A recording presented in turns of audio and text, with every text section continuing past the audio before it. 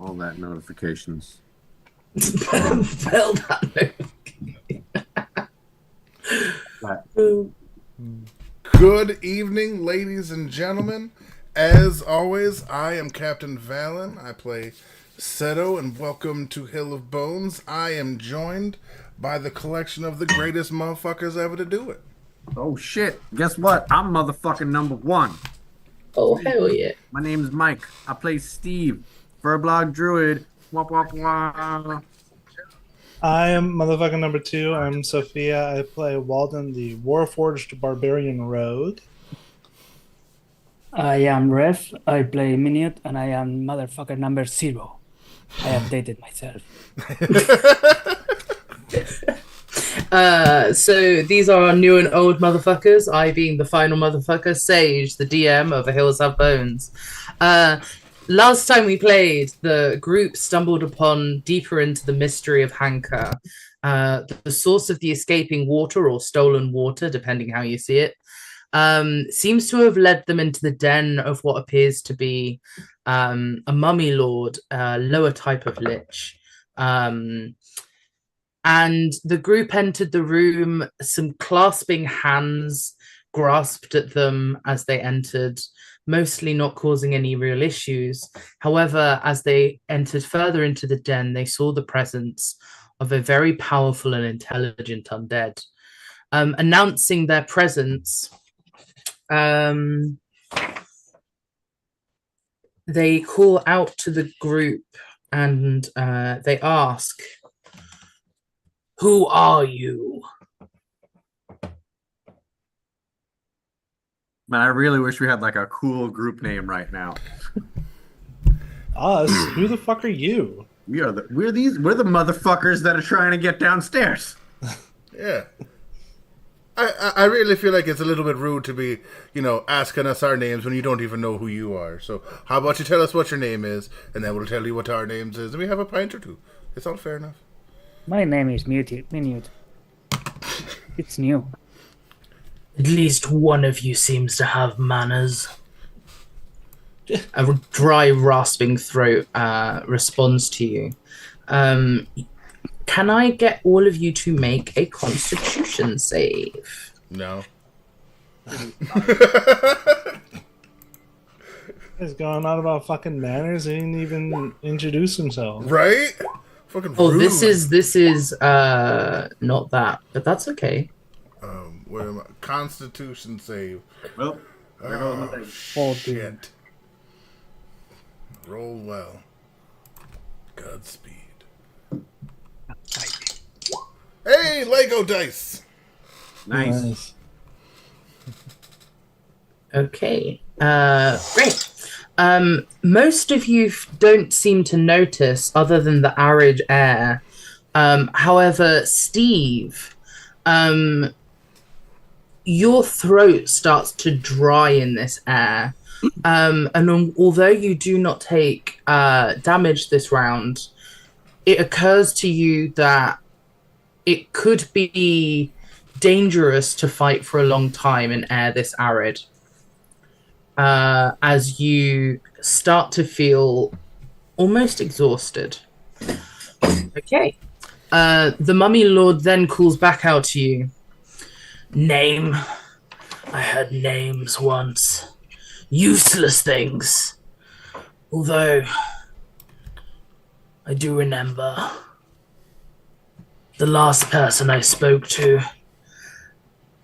Their ascension was also a failure. Quare. They failed too.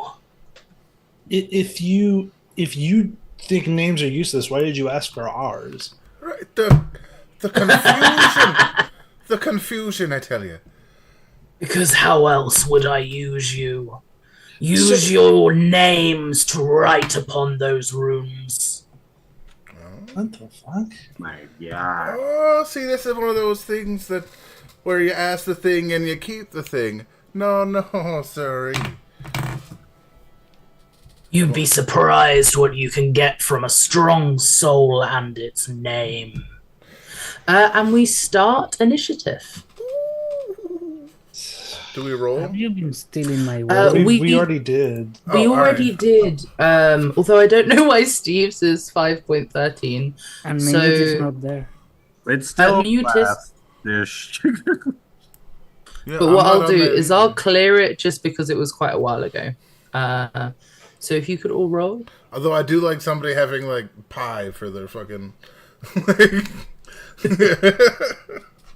What's your initiative pie? Wow, it really likes that 0.13. Yeah, why is it doing that? What? There's probably it's got to be something weird with D&D Beyond. Like it's giving Must you be. some weird thing. Well, I can remember what I rolled simple enough. Fuck. More options. It is the worst when the assassin goes last. I can't use any of my shit. Advanced options. I'm a big baby.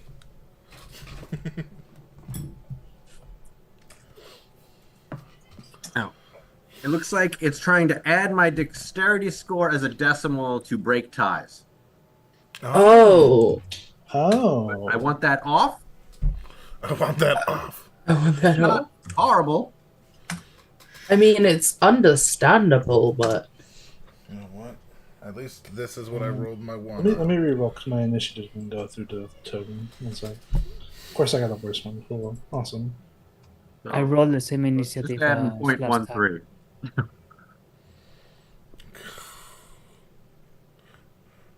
It's fucked up that I rolled a 1 and still got higher than some people. Shut up. Really fucked up. You should feel bad about yourself. I'm still I even not had that there. extra 0.13.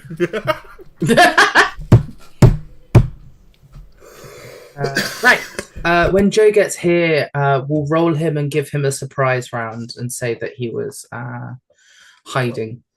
I am not there in the initiative. That's okay. 1 second. What did you get? 4. 0. 4. 4. Well, 4 or 4.13. This is important. Oh yeah, what's your dexterity? I'm assuming that your dexterity is lower than Steve's, but I could be wrong. 1. 1? My modifier. +1. Oh, +1. Is yours? Well, it's +1 3. So what does that mean? Well, no, It's my a 13. dexterity is 13, 12. which gives me a +1. So it's adding the 13 dexterity as a. Oh, Add like 11 dexterity to be 0.11. what's Newt's? 12. 12. Okay, that's that then. 0.13 cool. is important. Cool.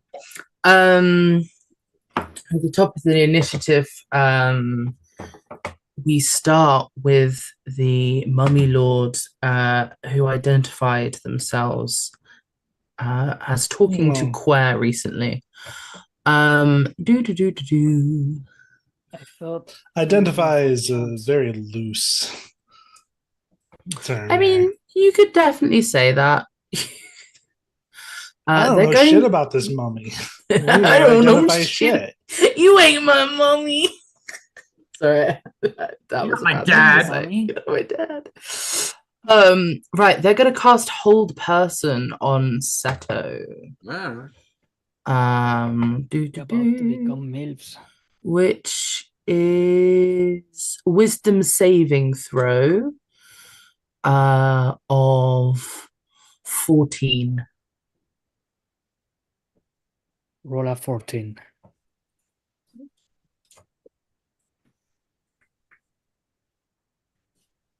They moved down here to do so. You are muted. You are muted.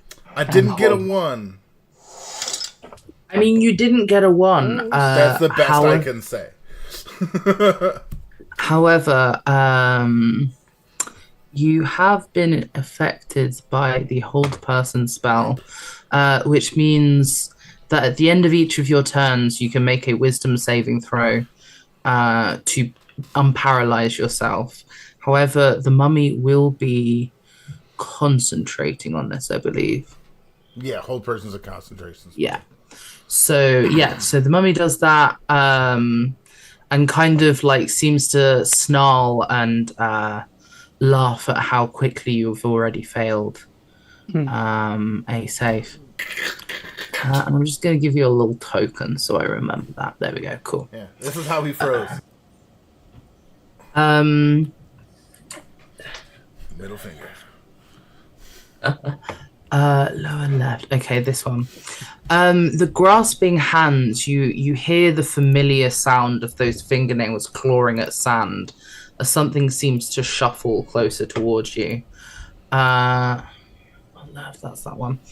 As you also hear closer to you now the familiar sound of scuttling fingernails across the sand. And I think you might see this through some of the cracks in this wall, as those hand-like creatures seem to come out their hermit shell gaps and position themselves over this crevasse. As does this one come to an opening in this wall here. God. Okay, and that's their turn. Walden, it is your turn. Okay. Let's see here. So this hand guy, is he up on the wall or is he like behind it? This one. Yeah. I thought it was like in a mouse hole.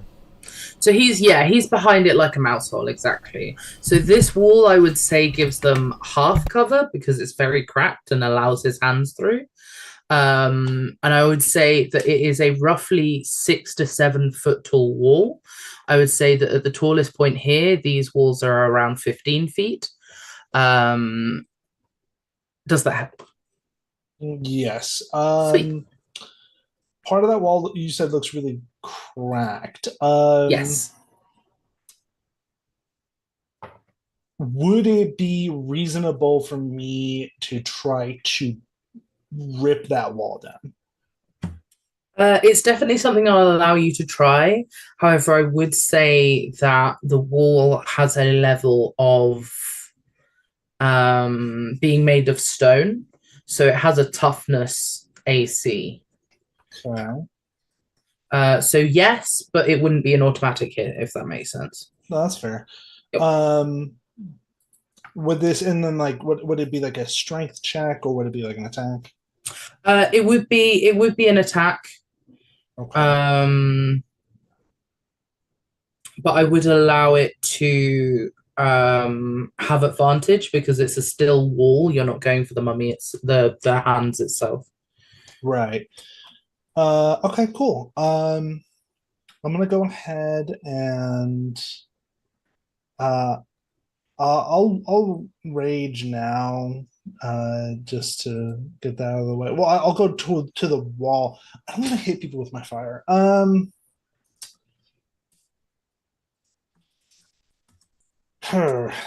Okay.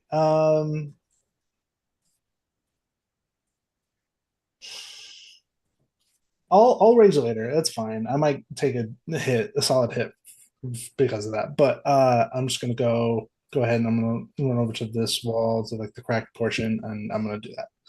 Mm-hmm. Okay. If you roll me that attack with advantage. Okay.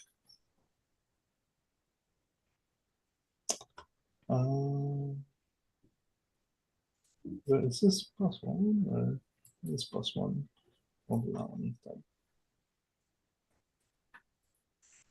Okay. 23. That is a hit.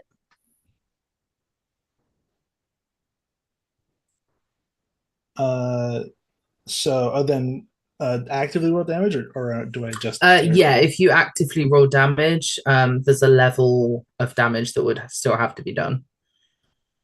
Okay.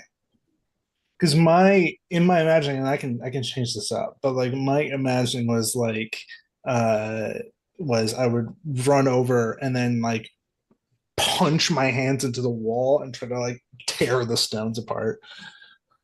It's more to do with how do I phrase it? Because you'd be leaving the creature very open,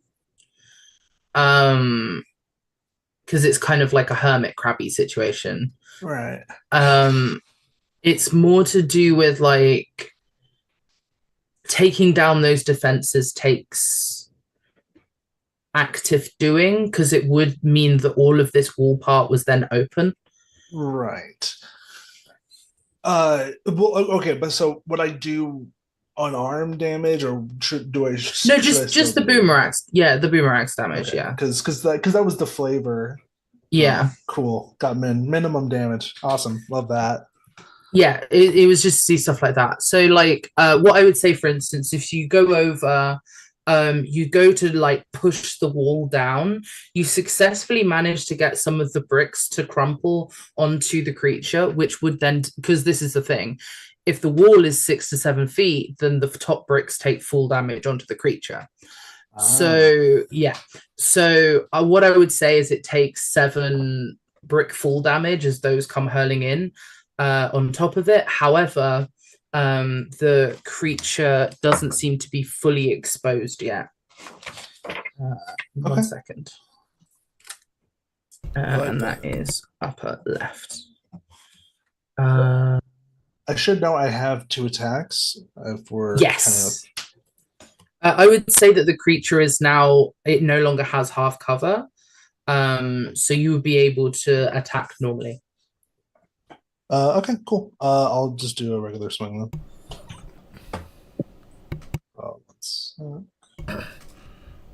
Oh, and motherfucker number 4.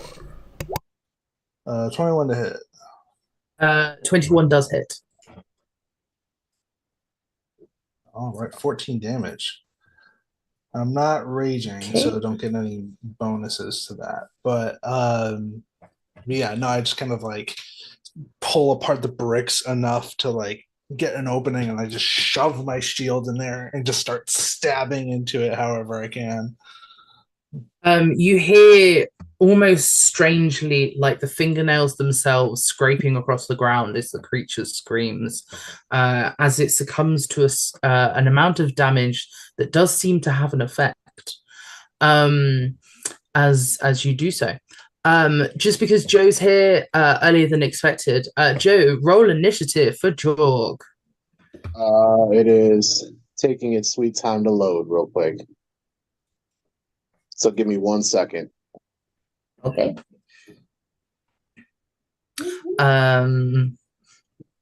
I'll go through. Let me know when it's loaded. Right. Sweet. Seto, it is your turn.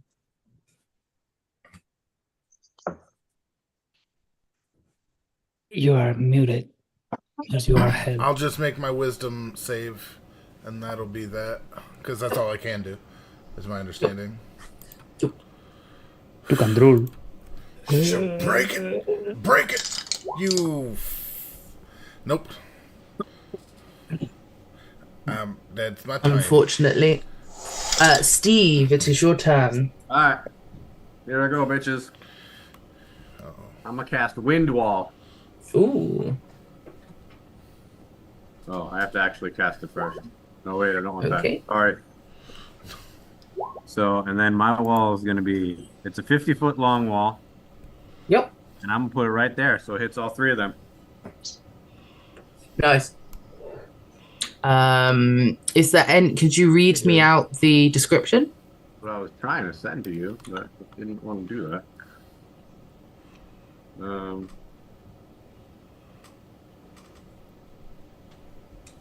Display.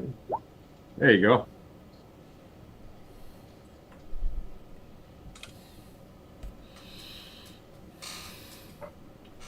Okay. A wall of strong wind rises from the ground at a point you choose within range. You can make the wall up to 50 feet long and 15 feet high. So the Mummy Lord may be slightly too high up for that. However, it will impede them going forward because they'd have to pass through it still, because it says it's 15 feet high. But you will get solidly those 2. But let's double check. 15 feet high and 1 foot thick. You can shape the wall in any way you choose, as long as it makes one continuous path along the ground. The wall lasts for the duration. When the wall appears, each creature within its area must make a strength saving throw. But Okay, and failed half. Okay, so they will make their strength saves. They fail. Excellent. Rip. fuck. 17. Because it says it's a continuous line, I'm going to say that it just molds to the shape of the ground, because I think that makes sense. That it would actually go up, so it would do... So it would hit the... Yeah, because it says it's a continuous along the ground, not that the ground elevation matters. So I'm going to assume that it would actually go straight up. All right, I'm able to roll now. Oh, fantastic. Could you, roll initiative while I'm doing this bit? Yeah, so you cast, could you roll for damage? I did. It was... Oh, yeah, 17. Okay, sweet. Right, so that is... 17. Mm, 17. And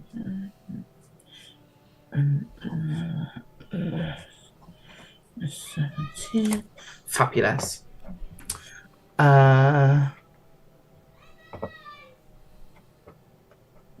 Okay, did that not go through? I'm not. It didn't on Roll20, but let me check the campaign. No, it's okay. Give me a second. It did on D&D Beyond, so 9. Oh, did it? 17. I hit it again just after you said that. It's okay. It might just be the There we go. Oh, okay, there it is. Yeah. Sweet. Cool. Let me just put you there. Well, yeah, because you do. Yeah, sweet. I'll sort that in a sec. We'll go into. Is that your turn, Steve, or is there anything else you'd like to do? It's so long since I played D&D. I will move here.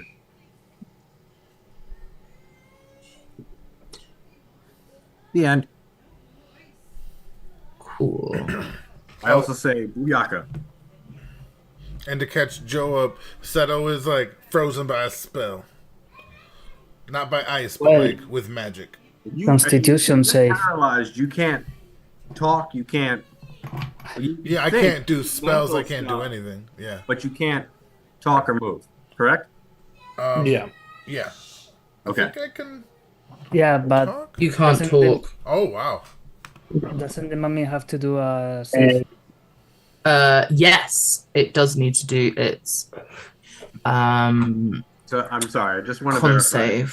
So if you're paralyzed, if you're doing like a concentration spell that doesn't involve talking, you could still do that. If you can, as long as you don't have to talk or move, and you're just using your mental acuity. Yes, your concentration. You don't have to like continue chanting the spell. You just have to hold on to it. So, the what are they called? Spell components are only needed for the casting. Holding onto the spell after is just a mental strength thing. Nice. Okay, but most of the time it'll tell you like when you're starting a cast of a spell. Like I see, like the one that I just did, it says it's a casting time is an action duration, but it doesn't tell me whether or not I need to move or speak to do the cast. The components there's a V, stuff like that. There's like letters, spell components. V is verbal, so you need to have there's a verbal Okay. component. V is actually visual. Is No. it visual? What? Yeah, and It's vocal. S is somatic Yeah. for vocal. Yes. Just to clarify. That's These no. D&D. these Why not did you do vocal. that? That's just It's not What vocal. I just cast, it says V for verbal, S for somatic, and M for material. Yes, so but it's visual because if a spell is only visual, you can see while paralyzed. So if it only says V, you could in theory cast Well, I'm saying a V only spell, I believe. No, we're looking it up. I think that might not V Is it not actually be verbal? visual. So what's right. somatic then? I don't know. Somatic is Verbal- moving your hands. Oh, Verbal, somatic, and material. Yeah, and materials you have to Okay. use an item for it. Thank you okay. for that My bad. clarification. I appreciate y'all. But it would be nice to add the V for visual. Yeah. Because some things are visual, you have to see A them. lot of them are. But Yeah. they'll specify that in the spell. It'll be like targets you can see. I know, but it's better at what I believe they're saying is. I want to be able to know that shit at a fucking glance, not read the goddamn information. Well, Yeah. D&D has a lot of problems like that, so Anyway, back to what's happening. So what I'm gonna say, Steve, you cast up this wind wall, knocking buffeting the mummy and its peons. Doing so interrupts the concentration of the mummy on Seto, and Seto once again can move. Jorg, I'm gonna have you go at the end of this sequence and then as normal. So you'll be going after LR3. Newt, it is your turn. So I have a question. Do Mhm. they have now a wind wall protecting them? I believe from arrows. Yeah, it has a big list, but it doesn't say anything about magic stuff. I believe it's only arrows and projectiles. It specifically says ordinary projectiles. Yeah, because boulders, siege engines, and things are unaffected. How high is the mummy? The mummy is roughly 20 feet elevated, and then this place would have been around 30. Okay, and does this guy has like long arms? Can I pass through here without attack of opportunity? So due to the fact that Walden crumbled the wall down on him, I'd say that he can only reach currently out a smaller amount because the wall has kind of crumbled and blocked him a bit. So I would say you can, yeah. I'm gonna move here, and I'm gonna shoot two Eldritch Blast to the mummy. Okay. He Yep. opens the thrill, like like the dinosaur in Jurassic Park. Dilophosaurus. Yes, It didn't do that. Though. I shoot two Eldritch Blast. The first one is a natural one, Okay. and the second one is a natural one. Can't you believe it? Oh. Fuck. So you frill yourself Snake out, eyes. but maybe something about such a dry presence to your water-loving body.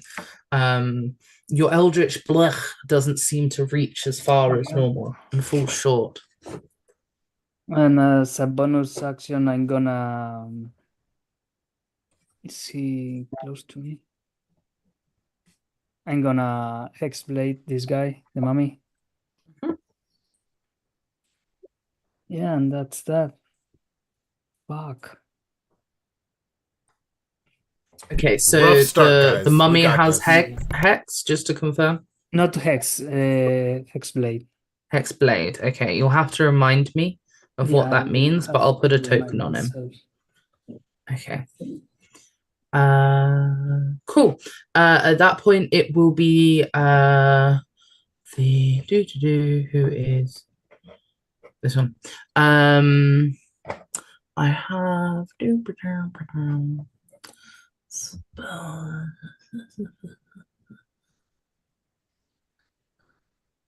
All right, guys. This started kind of rough, but we can turn this around. We got this. This is pretty Sucks. all right. Just dry. We've been rolling not well. I don't think we're in a horrible place. I'm pretty all right. I'm doing like No, 60 guys.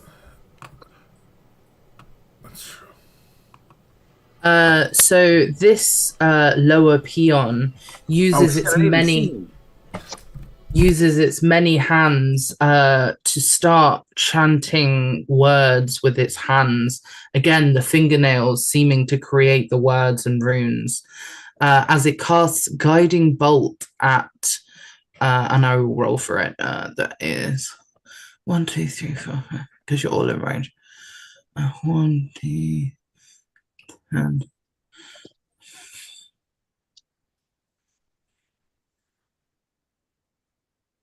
Walden, that would be. And you, I need to call it, which would be. Hold on. +4. Okay. Does a 19 hit? Yeah. Okay. Yeah.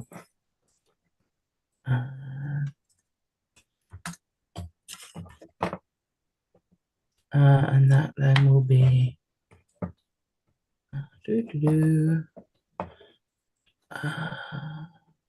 46.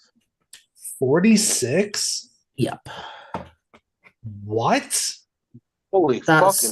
That's a first level guiding bolt. What? 4 as in the number 4.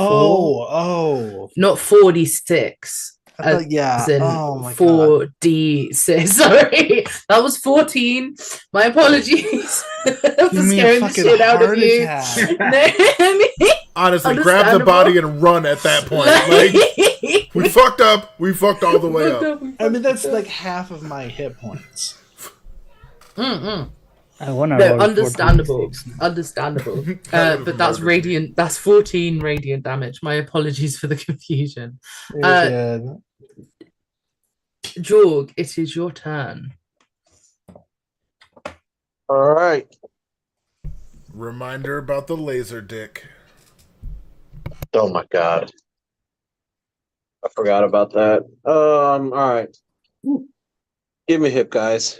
What the fuck should I do? Because like I see 1, 2, 3, 4 enemies. Newt's down there by himself. What the fuck do y'all recommend I do? Your laser dick is a bonus action, and that's got good range. So just like air hump the shit out of that mummy, while we focus fire one by one on the shit that comes towards us. I've got. Does that sound this, good? I've got this one pretty well handled. Like I am crumbling the wall down on top of it, so it shouldn't need that much help to get it taken down. So if you can focus on a different target if you want. We've got the mummy here with the bigger guy next to him. If you want to rush over there, I would say block this boy. You would say block that boy? Yeah, because if he stays in there, he keeps continuing damage. If he walks through, right. So you can go like down, and then not this turn, but like you can go up this ramp and kind of block up there. if y'all stand on the other side of that wall and keep them at bay, they'll continue to get damage every turn. Okay, let me see how far I can move.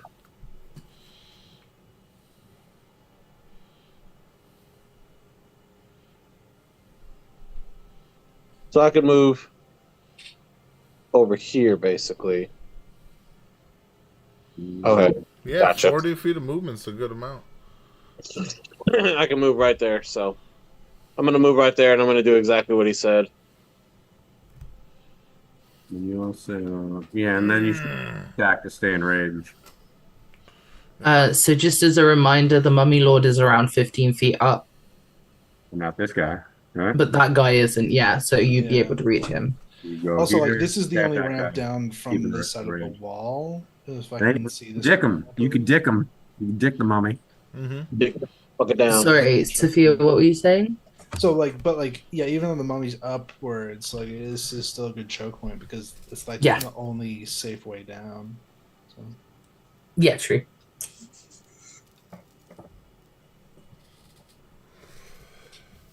All right, so we're going to do that, and let me see. What was for the Radiant? I got to roll I think it's a D6. D8 now, I believe, your rage. No. The laser specifically is. I don't remember. No, but I think he has to roll a d8 and find which one he gets. He did last time, remember? And he said he could keep it because we didn't even get into combat. Oh, okay. Okay, yeah. Sorry, I didn't remember. No, it's all good. It's all good. But yeah, I think the laser is a D6, so let me go ahead and roll that. Good call.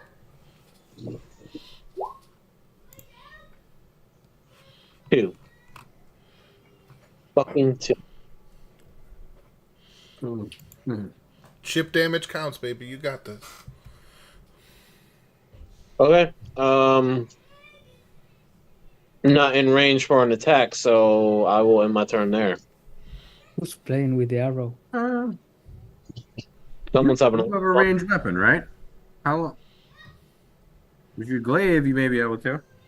That's true. You have 10-foot reach. Well, no, with your because glaive. remember the mummy is 15 feet up. So, the hands. Yeah, but he could potentially. stab handies. Oh, well, then I'll do that then. Let me go to my D&D Beyond. Yeah, nice. I didn't think he was in range. Good call. Neither. I thought I was out of range. All right. Normally it's 5 feet, but The half of the thing is, yeah. Nice. Yeah. You get 2 attacks. Swing on God. it. No, 9 does not hit. Oh well. Yeah, so you blast with your blinding staff light, and you manage to get a fairly good. It feels like almost, although the light wasn't as bright this time, it seemed to affect the creature. However, as you try to stab at it with your glaive, you don't make contact. Yeah. So we'll go back to the top of the initiative, and it is the Mummy Lord's turn. Seeing your team have maybe some fear or lesser luck imparted on you as you come into battle, he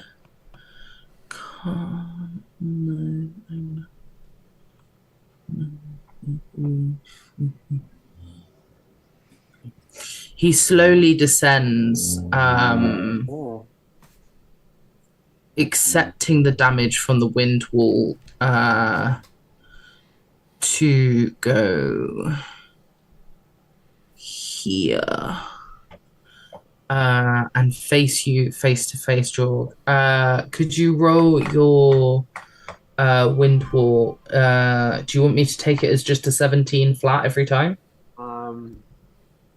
No, but I also don't think he would necessarily take. When the wall appears, each person will hit that. I don't know if he takes more damage.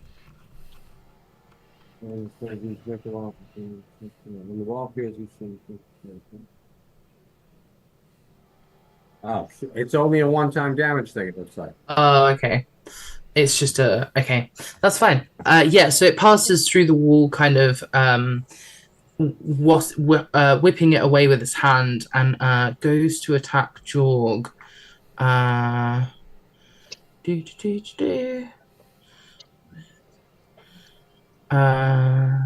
Well, oops. It slams down at you with its rotting fists. 9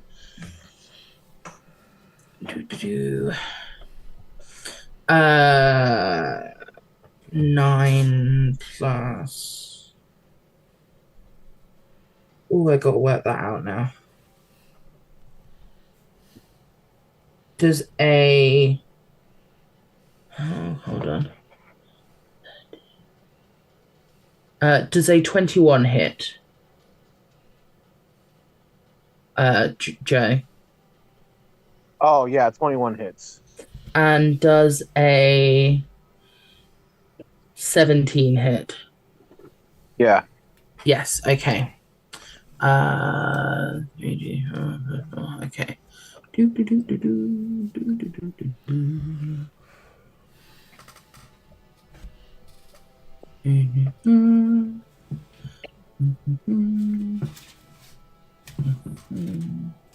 That's 18, 19, 39. Okay. So as it slams its rotting fists into you, Jorg, a necrotic essence seems to damage you to the core. Now, I believe when you're enraged, you have some resistances. And this would be bludgeoning damage. So I'm gonna just do the calculator app because I don't know how to half this. So the half damage is 19. Okay. Yeah, Yeah. Yeah, so it cackles at you. Lower.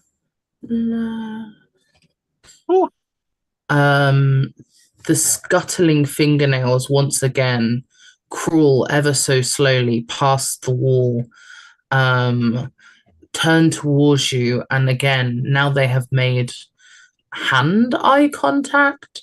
They seem to begin casting again as they cast.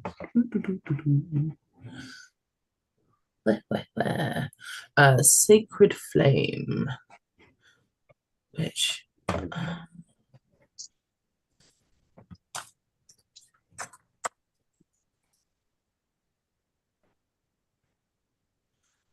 so I shall. Newt, could you make a dexterity saving throw for me, please? 4. 4. Unfortunately, that is a fail. But it is 2 radiant damage, so it's not super heavy. It's just a little bright. It's just a little bright. Still,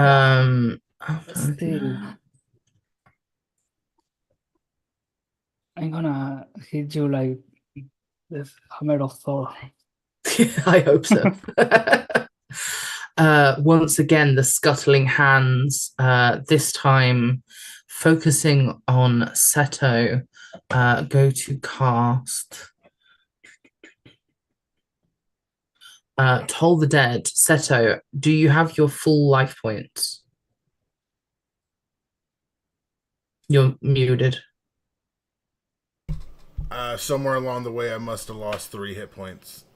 Then give me that wisdom saving throw. Yup.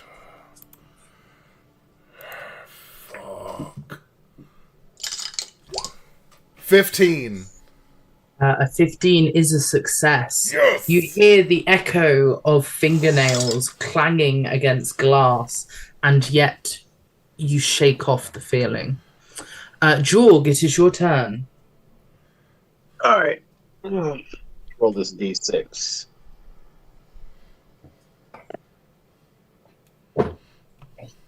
Yeah, I'll be able to hit them both good.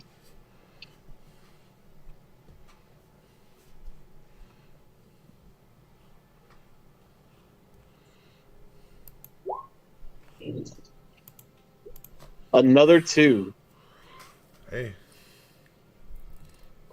It is better than that. Okay. You shoot out from your area, and you again see the sizzling almost against these necrotic creatures. So that's your blinding cannon. I'm gonna hit this fucking mummy now, Hit him hard. or at least attempt to. Fuck him up. Hit him hard. Fuck him up. Fuck me. Doesn't You matter. get... Now you've got a unfortunately. choice here. You can attack recklessly, which will make you more likely to be hit. However, at this stage, the Mummy Lord has such a high chance of hitting you. Advantage may not make a large difference, but it could make a difference for you. No. Essentially, you get advantage on them, they get advantage on you. Mm-hmm. Fuck it, let's do it. Reckless attacking. Pull that dick out, baby. You got this. Yeah. Fucking Christ, fam. But you get 2 more rolls because you did it on your first turn. Right. You got this. Come on, Jorg. Go. Jorg. Yeah! Yes! Yeah, And- Jorgen. Nice. Fucking Jorgen. Just in case there's a crit, you got to get the 4th one. That's All right. You got. All right. this. So hold on. Rolling damage now, or just roll one more time? You could roll one more time to see if you crit. But a 25 will hit. That'll hit fairly squarely. So you can roll damage if you choose to. I rolled another 25. Well- All right. Rolling damage. It's a solid hit. It's a good roll. 11 damage plus rage. Isn't that rage is plus 1 or 2? I believe it's 2. Okay. So 13. 13. Yeah. As you bring the glaive down upon this mummy, you slice away at it. It seems like it is a fairly hearty opponent, and much of its body still remains unharmed. However, you purchase a good hit on it, and it seems to stop laughing. Right. The hands closest to Walden go to lash out at Walden as far as they can reach. Which is Rotting Fist. 14 plus 7. Man, okay.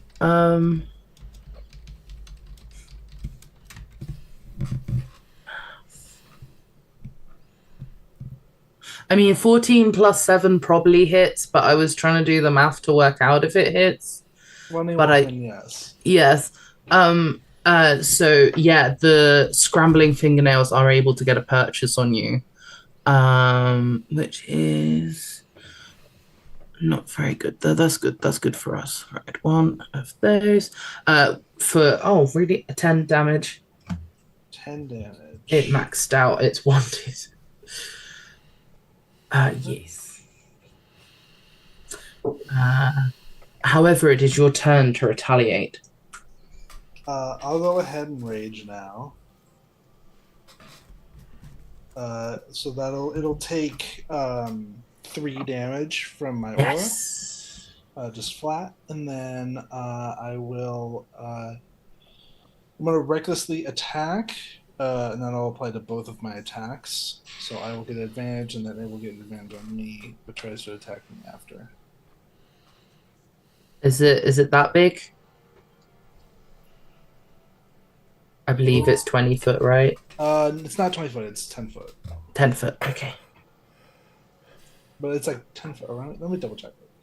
10 foot aura effect when you start your rage. So yeah, 10 foot around me. There. So yes, it does hit him fairly squarely.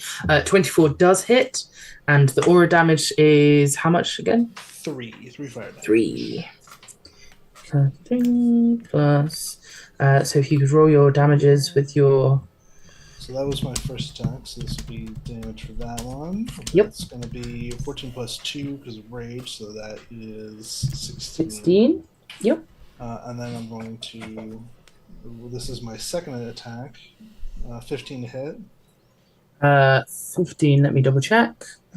A 15 does not hit. Okay. Don't you have plus 2 to that too? No. Just damage? Okay. Just damage, not attack. I don't get any bonuses on the attack rolls themselves with rage. So yeah, so it like claws through this hole at me, and I like take my shield and I just kind of slam it down. I'm trying to like break its like joints and knuckles as it's like poking its fingers through it, and I'm just like slamming it down over and over again. And your retaliation is nearly double the damage it dealt to you, so a hearty chunk was made. Seto, it is your turn. You know, I really didn't figure out liking this guy from the beginning, but he's gonna make me do some fuck shit. And with that, you see magic start swirling around his hand as I quicken a spell, which allows me to use a first level spell as a bonus action. And wait, I think the procedure of this matters. So first, let me attack him with my gun for a sneak attack. Which, because he's in range, there I have advantage on. Click the right window there. What gives you advantage? The fact that he's within their threat range and I'm a rogue. The threat range. I don't know Yeah, because they're in combat with Yorg, I have advantage on them. Anybody that any of my homies are in combat with, I have advantage on. But that gives you a sneak attack, not advantage. Isn't That's true. No, that's true. You gain the benefit of sneak attack, not the benefit of advantage. really? Yes. We had this during Saigai, which is how I remember. However, oh no, you don't need advantage on the attack roll. Yeah. However, just to clarify, Walden, the carcasses of fingernails that you've been bludgeoning successfully is currently bloodied. So Seto, if you're doing sneak attack, could you roll me your attack? Yes. Yes. Oh. Okay. Yes.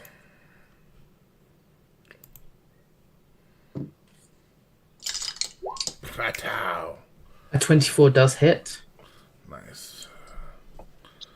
Now my sweet murder. Do it up. Yeah. Oh, okay, that's okay. I got killer sneak attack damage. Not so great bullet damage. For a total of 17, and that's the Mummy Lord, yes? Yes, that's Yes. the Mummy. So 17. And then and now you see the magic swirl up into his hand, and it kind of bites the tip of his finger, the one that's not holding the gun, and goes and blood shoots out as he casts I quicken my first level spell that I can use, Bane. And to Bane everybody, because that's 3 people. They Okay. need to save at Charisma. yes at a DC 14. DC 14. Yes, charisma. Charisma. Okay, let me just roll the Mummy Lord separately so I know what he gets. And as he does, as the blood flies out, he's like, "Don't y'all be forgetting the blessings you got earlier. You know, we did it a whole long time before we got here. We got plenty of things to fuck them up with." I believe Bane is 3, so I'm assuming it's this one and the one Nadrog as well as the Mummy Lord. Yes. Yes, cool. ones In around that him, yeah. case, yes. This one fails. This one saves. So let me just color him Bane and color him Bane. Yes! Oh. Is that your turn? And You've got movement left. boom, back here with Steve. Steve. It's like, Steve, it is your turn. Okay. We'll move on. Yeah. That's Then I'm gonna fucking moonbeam some shit right there. Good shout. Good shout. Now, wind wall, I believe, is concentration, correct? Yes, so that's gonna be dropped. So that's dropped. And a moonbeam comes up. I believe I have to make a saving throw for moonbeam. Yes, Constitution DC 16.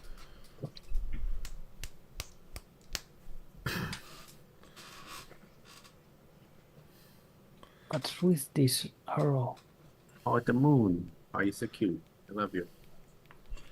And a -4 to whatever. Yes, to the Mummy Lords. God. Which I will. The Mummy Lord gets a nat 20. Oh, fuck? shit. Mummy Lord. Shit out of here. Stop being a Mummy Lord. Bitchin' ass Mummy Lord? Fuck. However, apologies, guys. However, this guy fails. So that's 15 on a fail of Radiant. Good. Yes. 15 radiant. Let me do a calculator. Because it should have been done in the first place. I'm better now. You see the pile of hands seems to wither to half of its size as the moonbeam makes contact with it, and it is fully starting to shrivel. Mute. It is. Oh, sorry, Steve. Did you have any other actions? Nothing. Good. I think we're good for now. Okay. Newt, Appreciate it you. is your turn. So angry after having choke on his own Eldritch Blast because the place is very dry. He runs very angry with his blade in hands and casts Green Flame Blade, which is a longsword attack. Okay. And then adds damage. That is a hit. Yeah. I'm gonna smite this guy. Understandable. So let me see. First, I think I'm gonna take away the Green Flame blade first, and I'm gonna roll a d8 plus 5 for the hands thing. That's how you know the spell, right?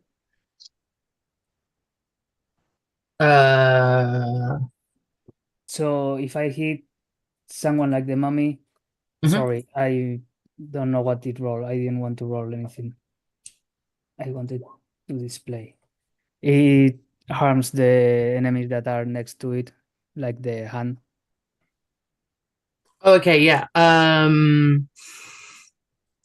Because this is undead though, and you're smiting, can you give me that damage first? No, well, the Is that- green flame is just fired to the hand, is aside from the smite. The smite is for the mummy alone. I want just wanna take the hand first. I mean the roll, you know. So that's a 7 fire damage to the hand. Mhm. And then to the mummy is smiting at level 3. That's 5 for d8, but it's undead, right? So Yes. an extra one. Yeah. 5d8.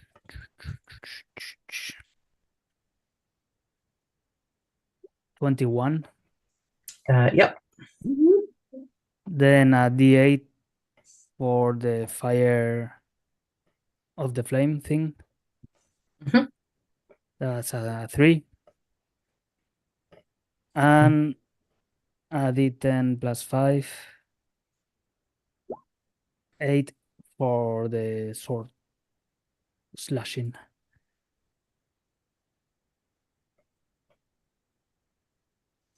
And that's my turn. I think I'm a little confused at these rolls. So the first roll you did was for the hand to the one at the back. Yeah, because it extends the fire. It's different rolls. And then the 21 is the smite on the Mummy Lord. Yes, And the 3 is for what, sorry? the threes. The threes are th- D10 from the sword. No, there's 2 3s here. One Three is the from a green 1d8, flay 3 blade. from a 1d10. Yeah, the 1d8 is the because he's past level 5. It's the Yeah, 1d8 extra from green flame blade on contact, and then the 1d10 is the actual weapon itself. But the green flame blade already has a 1d. is the first D8. The 3 is fire damage, and the 3 from the D10 is 10 plus 5 from the blade.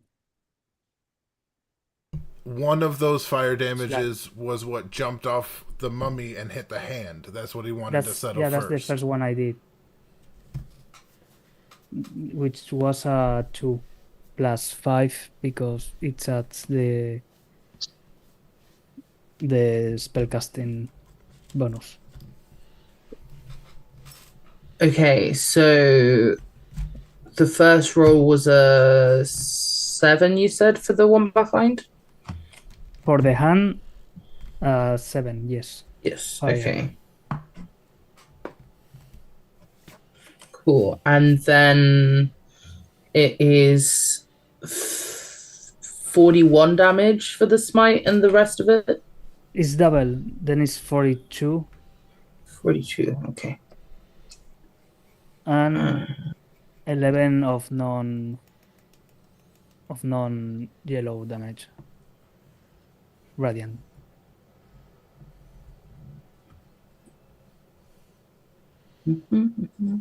Okay. The Mummy Lord is hanging on by a thread. However, the fingernails crumple into nothing but dust behind him. As the Mummy Lord lets out a screech from is that your full turn? Yes. As the Mummy Lord lets out a screeching blasphemy and uses a legendary action. Oh, Do, know what that means? Each non-undead, so you, creature within 10 feet, and Jorg, yes, within 10 feet, must succeed on a DC 16 Constitution saving throw, or be stunned till the end of the next Mummy Lord turn. So if you could do a Constitution saving throw, Both Jorg and Newt. Okay. All right. I heard somebody say a minute ago, I don't know what that is. What was that in reference to? Legendary action. A legendary action is an action that can be taken at the end of a different character's turn. Very powerful monsters are available to that. They're only specific actions. Like they'll have like special things for a fight. They can only be done at the end of other people's turns.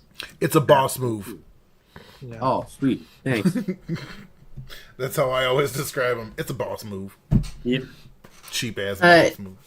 So both Newt and Jorg, as they hear this rasping scream, this kind of last hurrah from the Lord, are both stunned. You are incapacitated. You cannot move or speak. You automatically fail any strength or dexterity saving throws, and attack rolls against you have advantage. Whoa. As it moves into, where are I? Over here. The priest-like hands once again shoot out a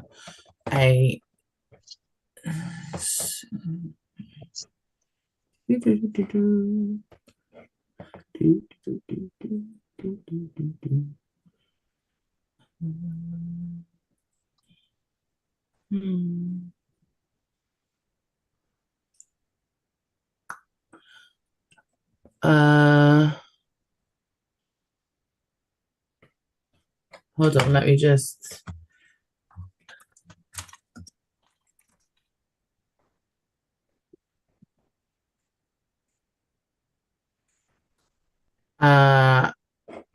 Let me just check the range. HD 18. Okay. Okay. Save us. So I believe you automatically fail dexterity saving throws. So I'm gonna go and say that Newt, you take plus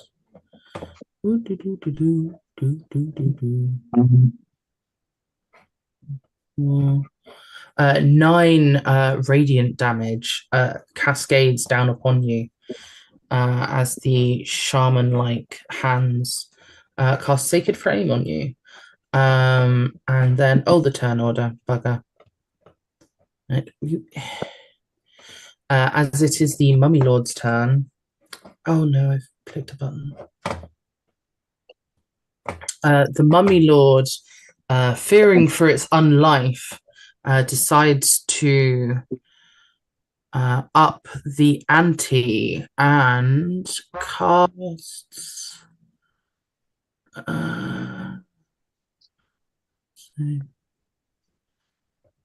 Insect Plague. Good. 20-foot radius. 1 second. Let me just draw the Not gonna be eaten by insects. The irony. It hurts. That would be fucking hilarious. Insects plague the area. For a 20-foot, yeah. I need you both to make a Constitution saving throw. Newt and Jorg. That's a good one. Nice. Not against bugs. Not you. Yeah, Fuck I ate yes. 1 or 2. Ooh. Okay, and then let me double check. Yes, it's half damage on a save. So let me roll still the damage. So what was it? 4d10. Wow, you are lucky. Okay, that is 12 damage on a 4d10. Actually, there might be a plus here. Let me just double check. No, cool. Yeah, that is 12 damage for Jorg. And no, 6 damage for Jorg and Minute. 12 for me? No, it's so you both succeeded your save, but you still take half damage, which would be 6. Yeah, and George's rage? No, because this is an insect plague. This is a magical damage. Oh, jeez. Okay.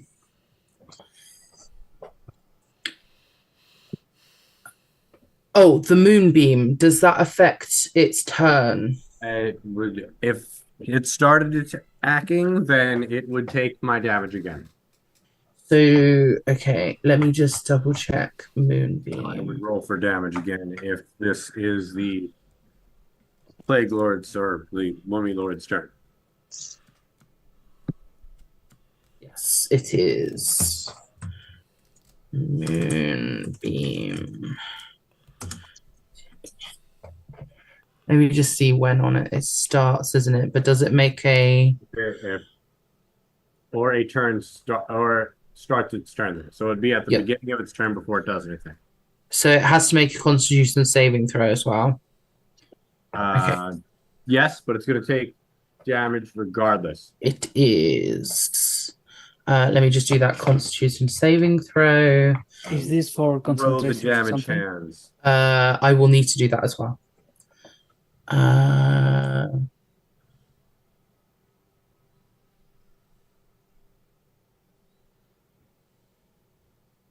No, actually, I don't need to do concentration for insect plague brownie. Sorry, what was that, Steve? You would do a Constitution throw for the Mummy Lord via a DC 16 or versus Constitution 16, and then I would roll damage. If he fails it, he gets full damage. Otherwise, he gets half. Okay.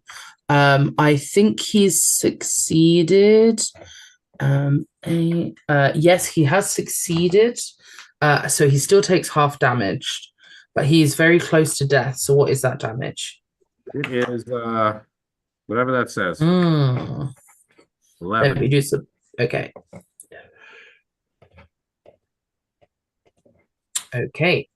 As the Mummy Lord casts its plague, the moonbeam retaliates in radiant damage as the Mummy Lord seems to start to buckle and shrivel under the weight of existence. You think there is almost nothing left of his life or unlife. Jorg, it is your turn. Alrighty. Laser beam him first. If you can kill him with your dick, you have to try. Jesus Christ. Isn't he stunned or how long? Oh yes, Jorg is currently stunned. Yeah. Oh no, because it was to the end of the Mummy Lord's turn. The Mummy Lord's just went. Yes. Cool. So he is actually okay now. That is one. Okay. Oh no, because it would be two. No. The Mummy Lord is clinging on. You think that there is a very high chance that even just hitting with a weapon would kill it once and for all. Well, we're gonna go for that fucking Mummy Lord. Is that Does the 19 hit? That does hit.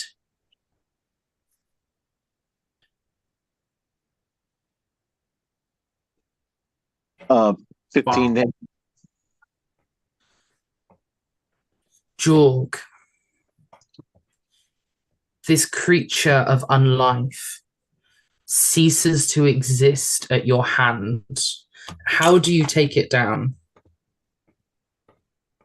Oh. Man, angrily, I just, Really. and as it falls to the ground, I stomp on it and turn it to dust. Nice. As it slowly starts to crumple into dust under the damage of your glaive, you hear it, both you and Newt, but maybe nobody else, whisper something that sounds almost like artificial resurrection was never worth it.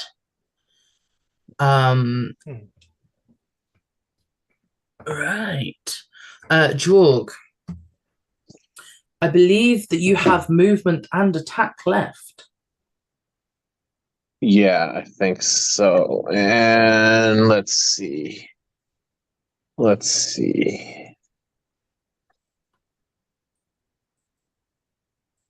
So, man. How are you guys doing with the fingers monster up there?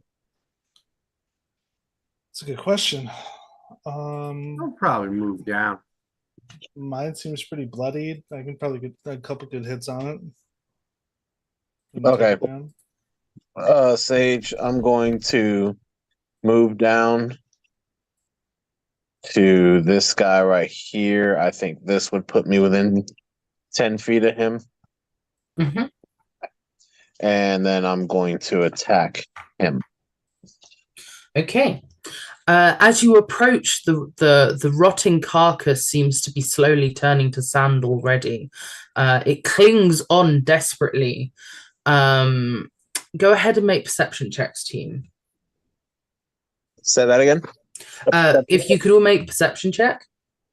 Come on. Oh, make perception check. I'm over here. I'm focused on other shit. Perception. I think really only Seto would notice. A Newt maybe would get a hint of it on his skin, but be too absorbed in the moment. And Steve, also, you would definitely notice this.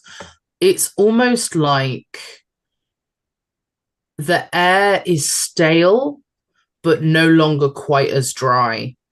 As you all start to get a sense of relief as this mummy law goes down. Jorg, as you approach these grasping fingers, you notice them to be rotting once more. Make your attack. Okay.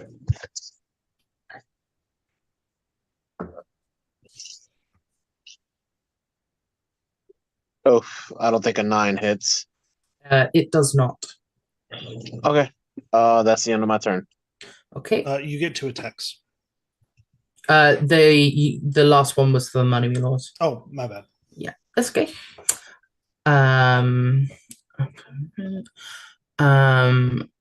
That's this one. Walden, the rotting fingernail corpse shape near you begins to shrink as it was barely clinging on to life. And now its environment changing, its rotting has begun. It, however, tries its hardest to lash out at you. Does it will have advantage. It will have advantage. Yeah, and then a 22 to hit. Yeah. That would be 7 damage. Is as that it's reduced with my rage? Yes, so that would be bludgeoning damage. Cool. So As it's 7 after the reduction. Sorry, it was 7 before, so it would be 3 after. As it's yes, rotting fingernails attempt to lash out. However, it is now your turn. Okay, cool. I'll go ahead, do my fire damage, reactivating my aura. That's another 3. And then I want to I'm just gonna do straight up attacks. I'm gonna do the reckless again since it seems like this fight's nearly over. 21 to hit on the first 21 one, hits. 26 to hit on the second one. Both hit. First attack is going to be 8 damage. Second attack is going to be 15. So in total, that's 23. So as you carve out your first attack, you see as this shambling corpse seems to return to the whence it came. Your second attack falling down into a lifeless, shambling heap of fingernails as it rots back into the earth.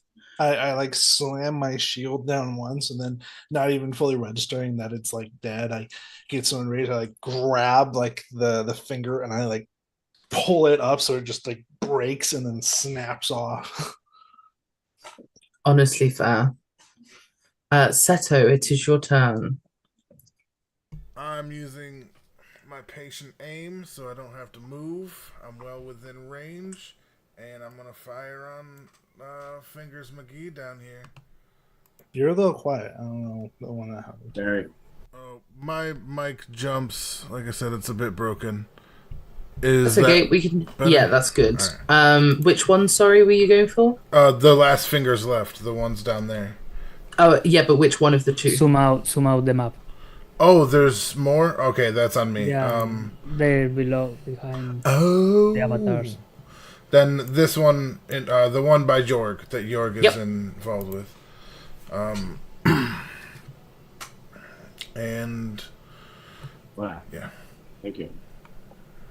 let me do my thing. Luckily, I have advantage.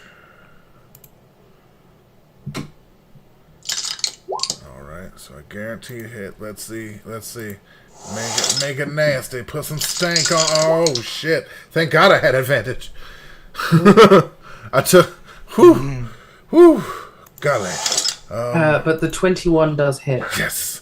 Thank goodness. And from there, the damage. Come on. Oh, it's not doing good today. And using what I believe to be my last sorcerer. Nope.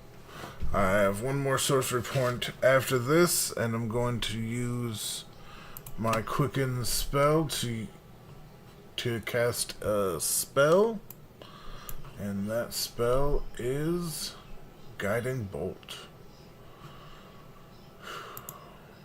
Well, sadly, I don't get fucking advantage on this, but same guy.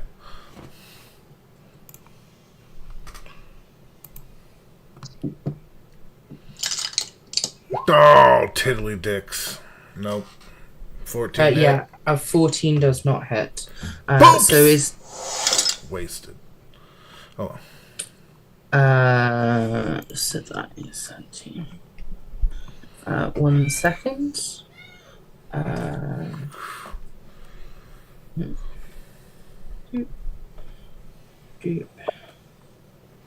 Okay. And I'm... the one by Jorg is now bloodied.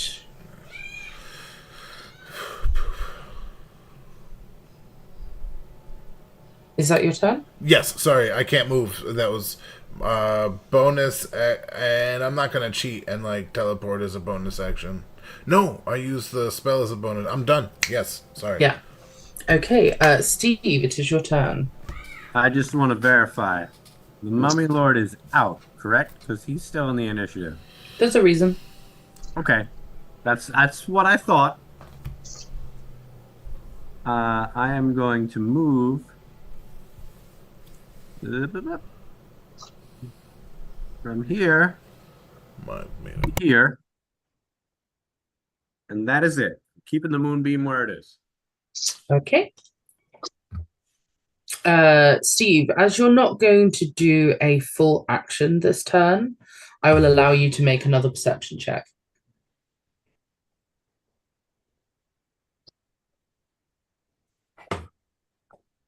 "27.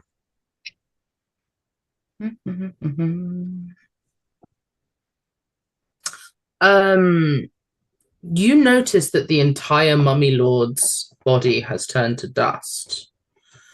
And something in you says, canopy jars. I never saw any kind of vessel for this mummy. There's only dust and bandages here. And what you actually perceive is almost like raindrops have started to fall from the ceiling. Newt, it is your turn. So I'm gonna move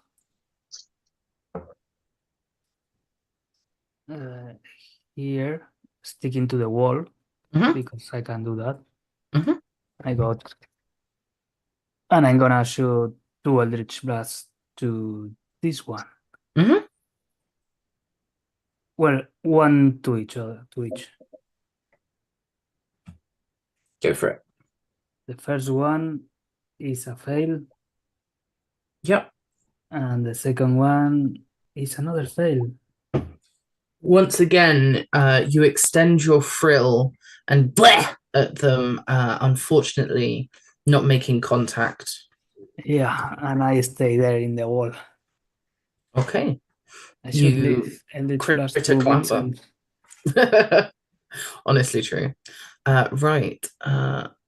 This one. The shambling fingernails cast out at Steve, fearing his lack of action. Does a 23 hit? Look, yes. Yes. Okay. That's 4. That is 16 radiant damage from this mound over here. Okay. At the top of the round, you guys start to feel a rumbling. A rumbling from not above where these droplets seem to be slowly entering the atmosphere, but a rumbling coming from over here in this direction.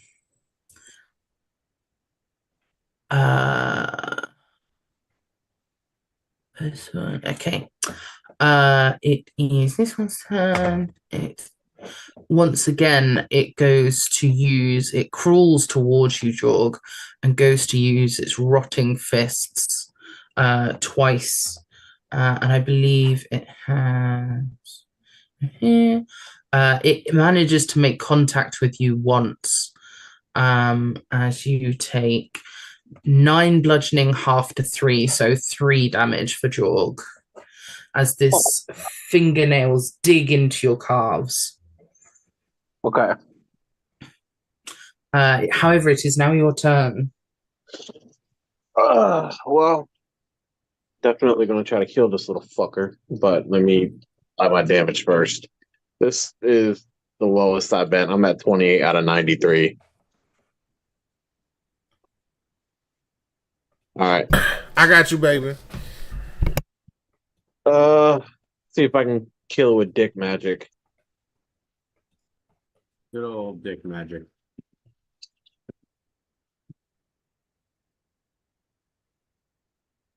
Okay. I do 2 radiant damage. I'm assuming it's... Once again, you see these bandages sizzle at the dick light. Oh. I meant to say I was going to recklessly attack before I rolled, but... It's okay. You can recklessly attack this mound of fingernails. You are the best.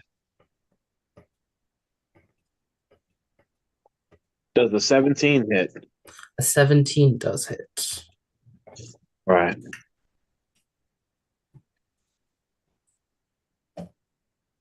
Eight damage. 8.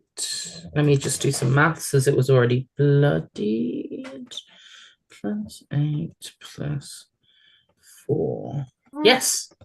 And the combination of your glaive and your cocklight send this creature into the unlife where it belongs. Walden, it is your turn. Right. I'm a little far away from everything.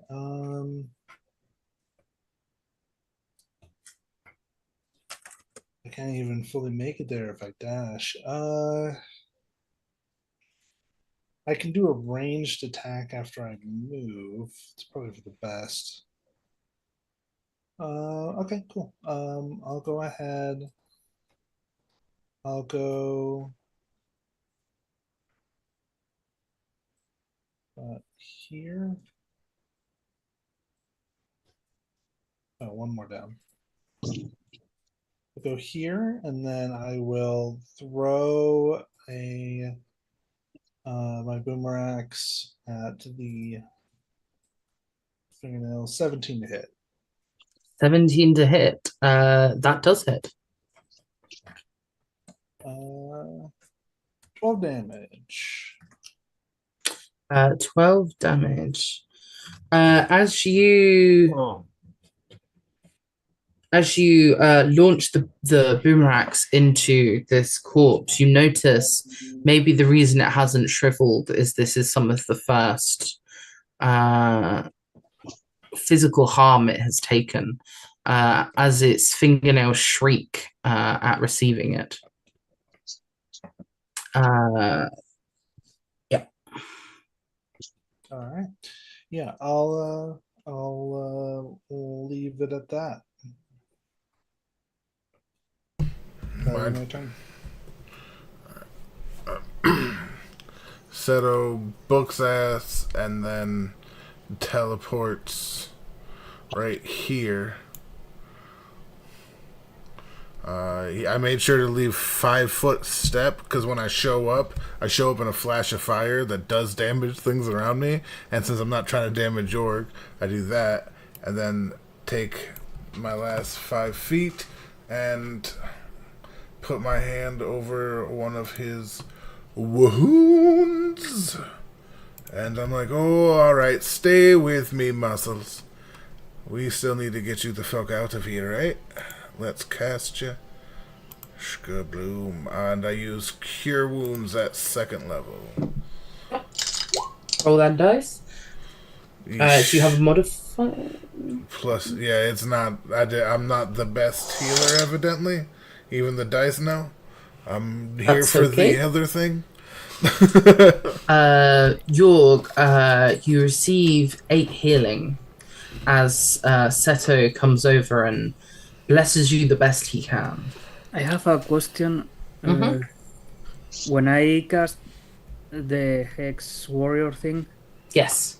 if the creature dies, I regain 10 HP. Do I regain those? Oh, my apologies. Yes, you would. Okay. Also- I wasn't sure because I don't know if dead or resurrecting or Yeah, it's complicated. it's like an avatar. My thing. understanding is that it rejuvenates, so it isn't that it wasn't killed for the context of that. Is that your turn? Oh yeah, sorry. I used my bonus action to Tepalort, and here we are. Yeah, Steve, that is your turn. I got your back, Yorg. I assume the stuff you drew is rain. Mm-hmm. Okay. I'm gonna keep my moonbeam there, Yep. and I'm going to get close and like look at the body / the wrappings just to see what's going on. What's figuring out what be happening. Yeah, okay. Give me an investigation check. Whoever pissed into the rain, fuck you. Is the rain minute is used to? 19. With a 19, I'd say you've been kind of spending a bit of time trying to work this out.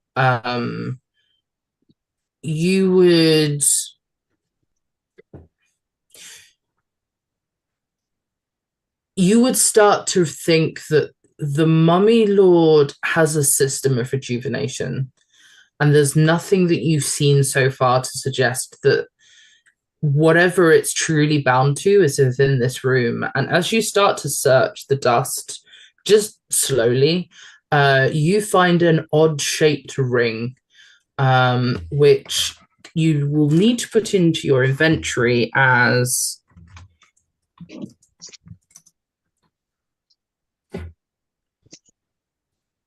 Okay. Newt, it is your turn. He's probably resurrecting at the pool in the room back there. So I'm gonna Eldritch Blast this guy because sometimes I have to hit. I just have to. Yes. And yes. I don't know. Nice. Yes. So the first one's hit, the second isn't. Oh, so just one. That's 9, and it moves 10 feet towards me. Okay. Like a chameleon tongue. Your tongue's like energy slithers or it'd be more like that. Slithers the hands and grasps around their wrists, pulling it slightly towards you as you damage it for 9 force. I'm gonna climb over here. Still sticking to the wall. Okay. Its last-ditched effort to have any survival causes it to you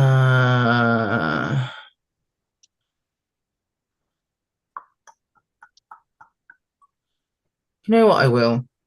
It summons a large scimitar-like sword towards Seto and Yorg and Walden as it casts Spiritual Weapon. And now I've got to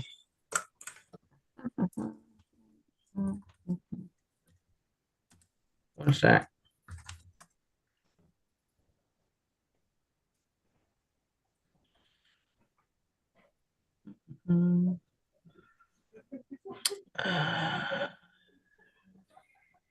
It has little fingers. Honestly, that would have made more sense to just make little fingers. Okay. A spell. Does a 16 hit Seto? No. Is that you're muted? No. Wait. No. Okay. Its weapon fails to hit you as it screeches out in annoyance. At the start of the round, 1 second. You see water starts to flood in from where the rumbling is. As the rain grows heavier within the room as well. Jorg, it is your turn. The rumbling of this room has become difficult to move in. For every 30 feet of movement, you will need to make a dexterity saving throw to assure yourself to be balanced. All right. Before I do anything else, I am going to recharge balance spell using that one ability that I have. Nice. This guy. Nice. So if the narcoleptic kicks in, I am sorry. He put all his energy into that. I respect it. Honestly fair. Okay. And you said for every 30 feet we move, we got to make a fucking... Okay, gotcha. Dexterity save. Yes, please. Dexterity save. Let me see. 5, 10, 15, 17. All right. I'm going to go in and try to kick this cocksucker's ass. Okay. Your climb, you cheat. Oh, that's just a big wall of water, isn't it? Yeah. Yeah, your climb, you fuck. Climb! Sorry, how far did you move? I moved 20 feet because there's this enemy right in front of me. Sweet. Yeah, you can get it with your glaive from there. Okay. You're gonna be just. And I'm gonna go for the reckless because I seem to have better luck doing it that way. Yep. Roll your attack. Come on, baby. A 22. But let's see what the other one is. Okay, yeah. We'll stick with the first roll. Okay. A 22 does hit. Right. 5 damage. 5. Let me do yeah. Okay. Your belly cannon. Do you still have your dick cannon? Do you still have that? Forgot about that. Thank you for reminding me of the No name. worries.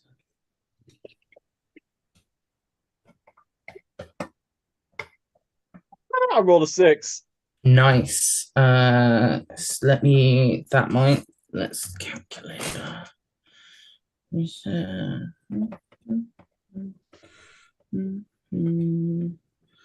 Death by ding. That is Wow. max dex damage. You have bloodied the shambling fingernail being with your cock hand. I believe you have a second attack. Yes, I do.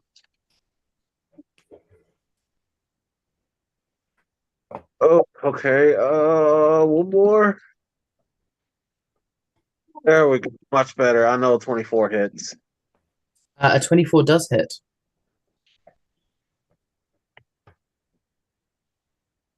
Oh my god. 14 damage. 14 actually. To be fair. You're still raging. 16. Oh yeah, and there would have been a +2 last time. Which, yes, you have successfully taken down the shambling fingernail corpse. As it withers and starts to rot,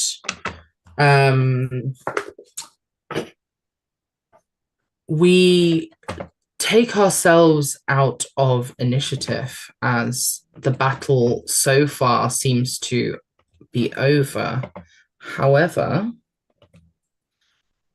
as you realize that these undead have been vanquished and that you are no longer at risk of them, something dawns on you that the water is still rising, that something in this room is maybe not active in terms of attacking you, but is actively happening around you.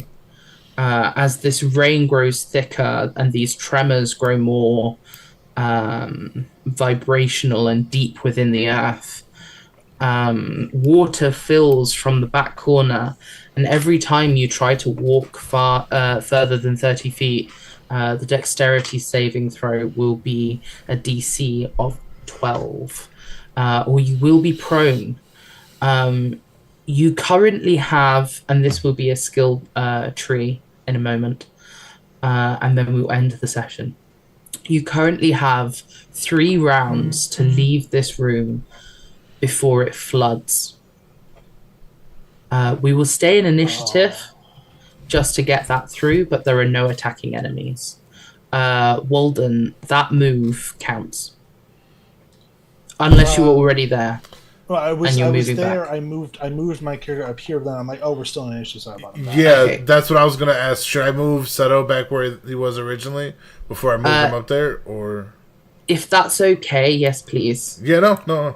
I didn't understand what was happening. So The main question is, we have a couple of different potential ways to leave. Is there a specific way to leave that we're trying to aim for?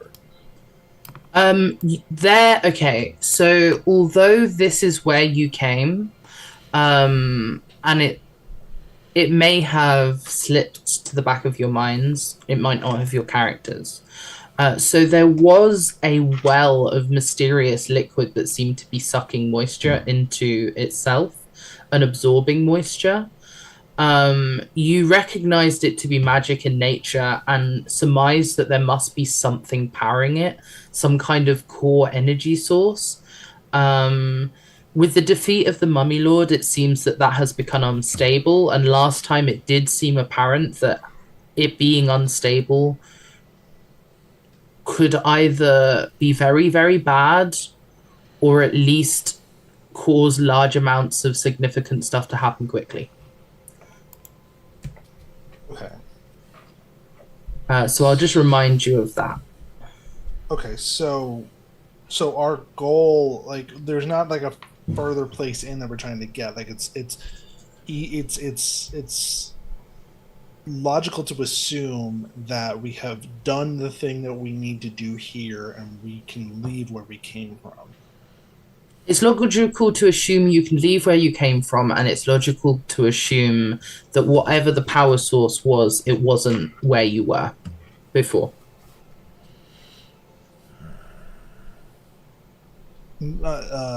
Sorry, my brain didn't, like... So you're agreeing with what I said, or are you saying no? You could return from where you came, but where you came did not have a sign of a power source. Okay, so I'm wrong then. Okay, 1 sec. Is there a way from where I'm standing? From where the mummy appeared? So I'm just going to label it so it makes more sense, because I think it's not super duper clear. So 1 second. There seems to be an exit here. There seems to be an exit. The water is coming from here. And there's the exit where you came from to the university here. Okay, so the one on the left seems like we can't go where the water's coming from. We're going I to get vote swept for away. where the water is coming from. I want my water back. And We're going to get swept away. we can raise water. Well, That's a lot of we you're using there. We can. Can we? I can. You. I'm going to try to get to this one on the left, so I can go 40. I forgot how to do the thing. Oh, it's like that. Like I can go if I dash, I can get to there.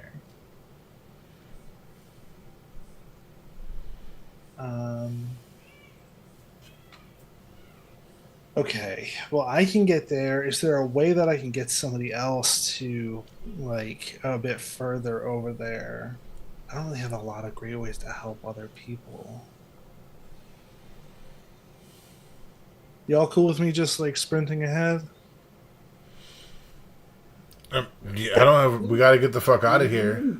You're being the most practical. Seto's about to see what's up in that the sarcophagus. Sarcophagus. Where? Where's that? It's up here where the fucking mummy came out of. Well, that's just a rock. Yeah, Oh, okay. Then never mind. I thought it was okay. So I'm gonna go. It's a total of there's this 30 here, and then it's 35 here. So it's like 65. So I'm gonna need to make two. What was it? Dexterity saving throws. Yes. Or I fall prone. So I'll go here first. That's it's within my first movement. Mm-hmm. You so say go ahead every and do that. every 30 feet, right? Mm-hmm. DC 12. All right, that's a success. So I'm gonna dash action to give me enough movement to get to here, and then I'll have to do a second one, but that would be probably through. So it would be like, I would be like right at the end there because it's another 30. It's 35, so I'd be like right here before I'd have to do another thing in case I fall prone, and I don't. Okay. Walden, you are successfully at the edge of this room, and as you turn the corner of this odd cliff face, you notice that there is a staircase ascending upwards, which didn't seem to align with anywhere on the university from the floors when you descended before. And you start to ascend the stairs. We will cover that in a second. Seto, it is your turn. Yeah, alright. Kind of runs the 30 feet here. Gives free action slap on the ass, telling Jorg to hurry up. He's moving slow. And then I make my clone over there and teleport into the safety. Sweet. Steve, it is your turn. Steve, that's me. That's me. I cast Control Water.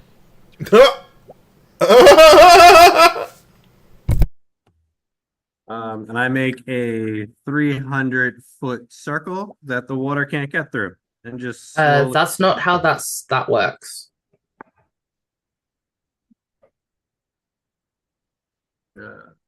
It's 300 feet of range, and if I remember correctly, it's a very specific cubage. No, that's Cube the up other to one. 100 feet on a side. You cause the water level to rise by 20 feet. Oh, it's way different. Oh, it's Yeah, fourth you're talking level. about Yeah, a it's a smaller high level. spell. This is not like a cantrip. This is a high level spell. Oh, I So see. You could do the part water here to create a trench, essentially. Water to make like a 300-foot dome of "Don't touch me" water. So the 300 feet is the range of the spell. Trench extends across the spell's area, so that would work. I'm looking at that specific section. But I'm sorry, I'm not seeing 300 just to... The range / area is 300 feet. But it's not...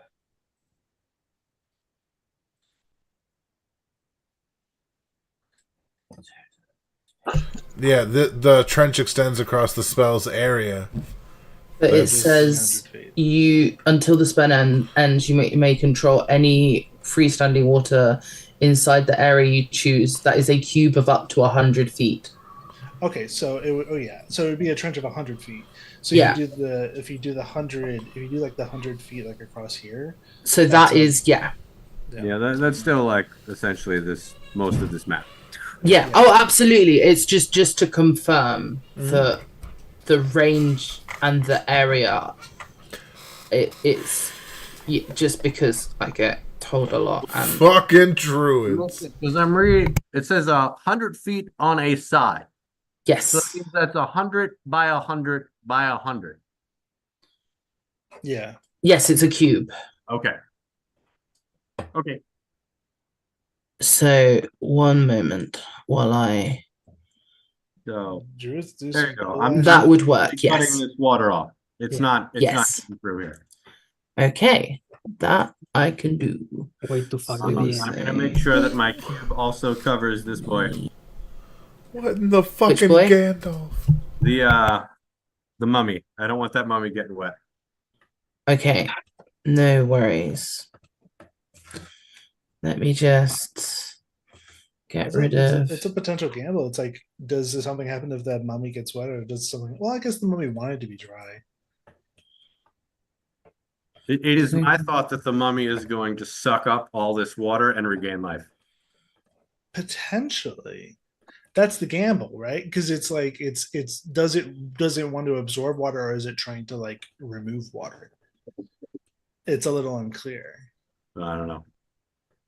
All I know is that um staying dry. so for the sake of argument, I believe it's concentration, right?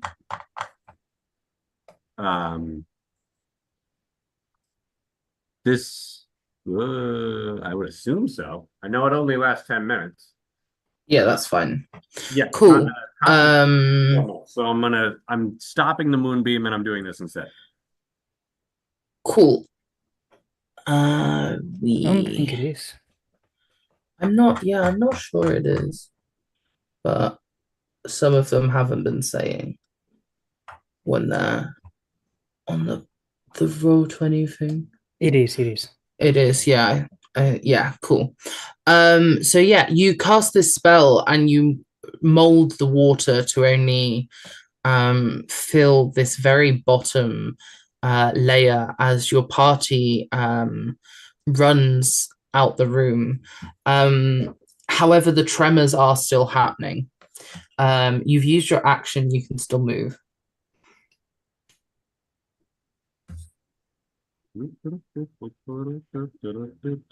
Calmly walking out.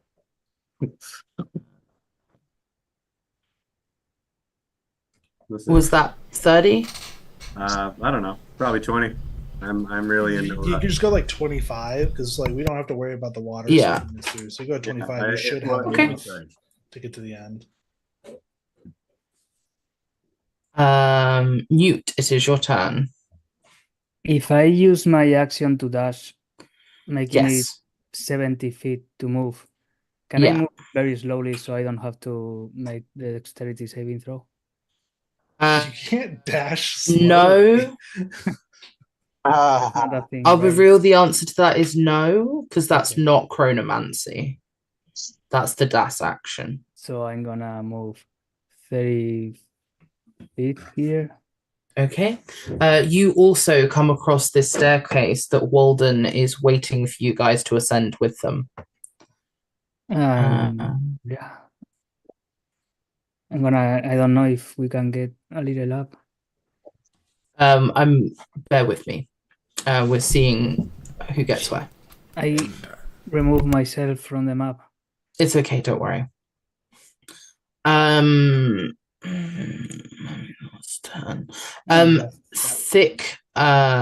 Thick raindrops, almost the size of hail, seem to start falling directly down now from the ceiling as the terrain starts to muddy. The DC is now 14. Jorg, it is your turn. Okay. fucking Christ. Well, let's see. I just want to verify the rain that's above my cube should not be hitting the floor, correct? I think for the sake of argument, I'm going to say okay, but I believe that it's the edge of a cube you control. So it's a specific area of water and not like everything that is moisture in an area. So it's But more for like the a sake of maze than a closed cube. for the sake of argument, we'll say okay and call it a 12, just because I'm not going to do this right now. Okay. Okay. I'm just curious how that works going forward. Yeah, we'll sort some of this stuff out in a minute. Jorg, it is your turn. Right. So, where the fuck are we going? Are we going to this little? Oh, we're going over here. That's what I figured. Okay. Yep. I just want to make sure. And that's 5, 10, 15, 20, 25. That's right at 40 feet. Yeah. So you said anything more than 30, I had to make a saving roll, Constitution, Dexterity. Dexterity. Sorry. Okay. So you said Dexterity. Let's get the gold.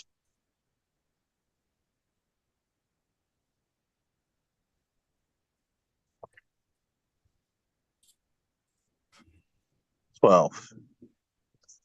Okay, a 12 meets it, so you do succeed. You are able to keep your grip, and you see your friends slowly starting to ascend a staircase into the darkness.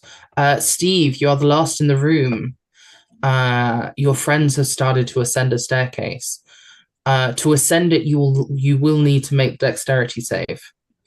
And this is the last round as the rain really is starting to pour down. This is well, I could do 30 feet and then like do I have to go one? I have to go 35 feet? I mean, you would make one check because you can dash. Well, how far do I need? Hold on. I was here. Yep. No, I wasn't. I'm sorry. So it would be 40 to get out the room. 40 to get out the room. Mm-hmm. Yeah, I'm curious as if there's even a rush because I feel like I have the situation under control with my cube. So I don't think me as a character would rush. So I would say I'd probably stop there. Okay. As everyone else starts to make it up the staircase, Steve is the last in the room and the last to see this. The water that was dripping down from the roof that was starting to fall like hail is now starting to pour through as actual waterfalls in some areas of the room. And I will roll a dice to see which squares are consumed with water. 1, 2, 3. Careful with Lucky. Right. That is. That is 1, 2, 3, 4, 5, 6, 7, 8. Here. 1, 2, 3, 4, 5, 6, 7, 8, 9, 10, 15. Here. 1, 2, 3, 4, 5, 6, 7, 8, 9, 10.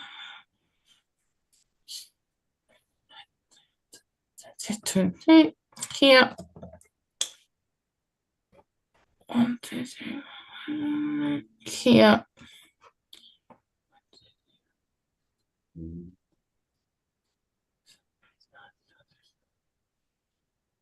Here. Here. 1, 2, 3, 4, 5, here.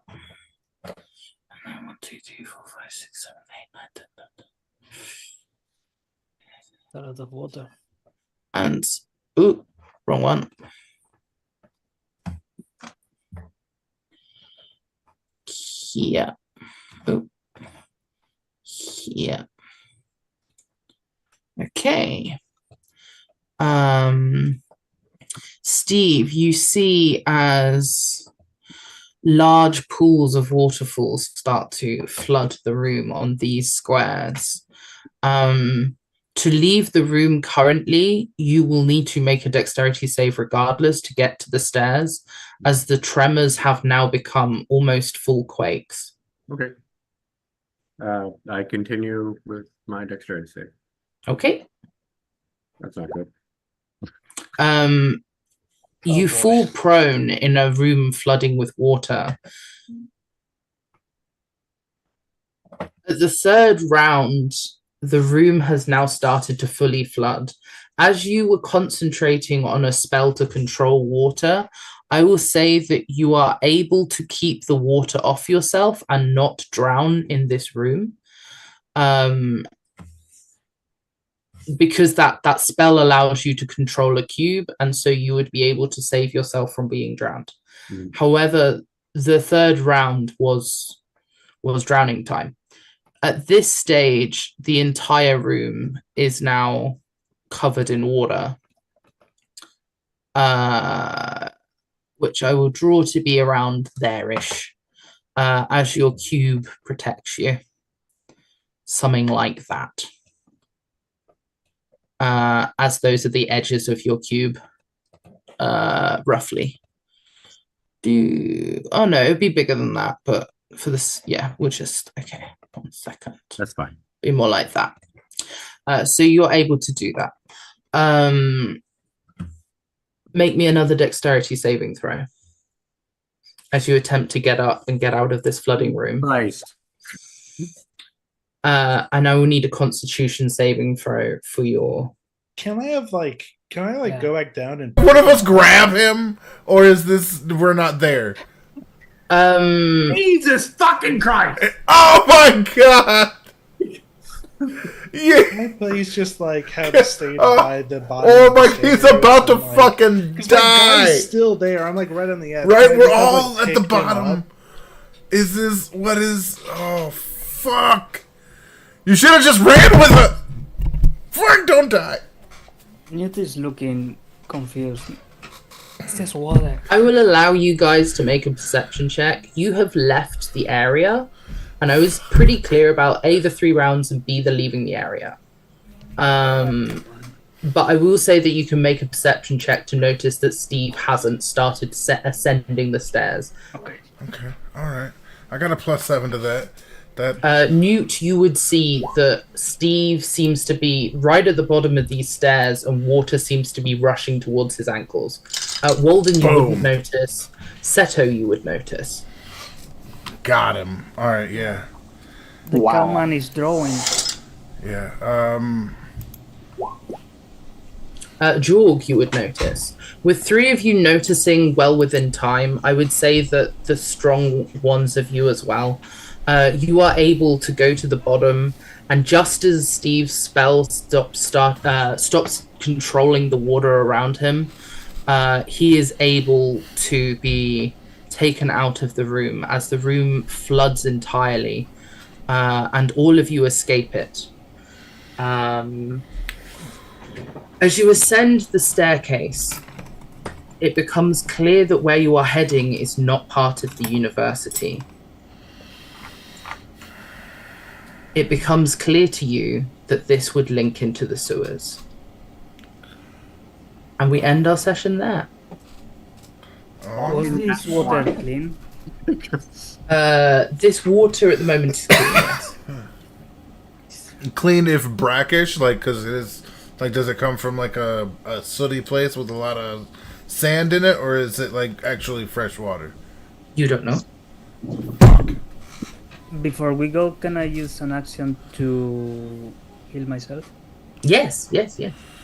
Silently. So, being now moist with the water, I secrete toad oil and I rub myself, healing for 15 with lay on hands. Oh, nice. Solid. Whoa. Oh! Oh, let's zoom in on the. Oh, shit. Okay. Right. Are we streaming? we are about to not be. Thank you for joining us. This is Captain Valen reminding everybody that life happens